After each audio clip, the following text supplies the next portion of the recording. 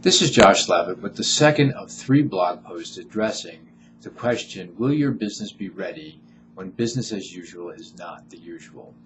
In this blog post, I'd like to cover some of the basic tips for making sure you don't end up on the wrong side of a special situation.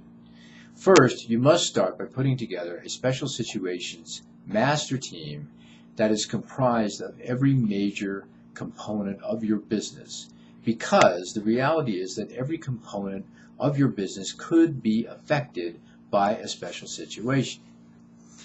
Which members lead the team is ultimately determined by the nature of the special situation, but all the team members have to start working together so that they can get to know each other, trust each other, and can develop a rhythm so that they can remain effective under the extreme pressures of even the most extreme special situation.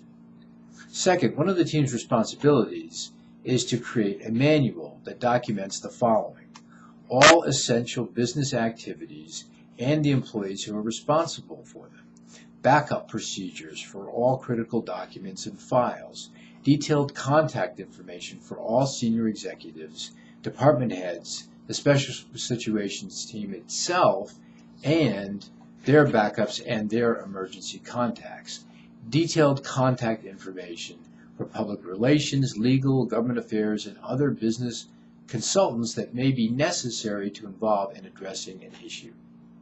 Let me add some critical elements to this.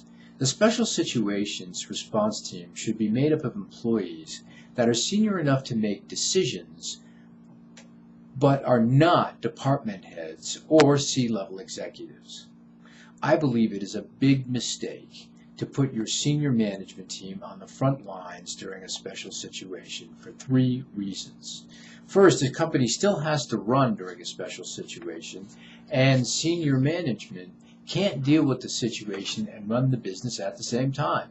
Second, putting your senior executives on the front lines puts them in direct contact with the media, shareholders, and stakeholders, and potentially legislators and regulators, because they are the last word in your company.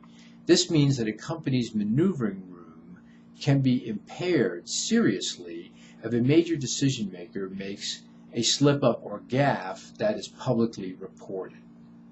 They also can end up making commitments that the company may have to live with without having the proper time to consider the ramifications, because essentially they are the last word in the company. Lastly, your senior management should be held in reserve so that when they do speak, they can do so strategically with the right people and have the right impact at the right time. But to do that, they have to be briefed and they have to be prepared, and they can't do that and run a special situations team at the same time. And I think we're seeing some of this in what's going on with BP right now. Third, it is also critical to have a backup for every member of a special situations team, because you can't plan for when a special situation is going to take place. You can't always be sure that the entire team is going to be reachable or in the same location. People travel on business, they go on vacations, they become ill, have to attend major family issues.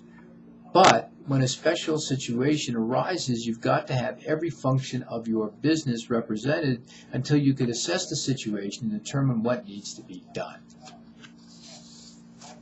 In the event that the owners or senior managers are incapacitated or missing, make sure you have a written plan endorsed by the board of directors that determines the order of succession so that your business can keep going in the interim.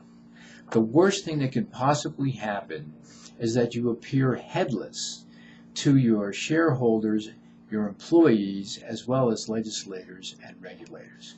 This is Joshua Slavitt with the second segment of my blog on special situations. Thank you very much.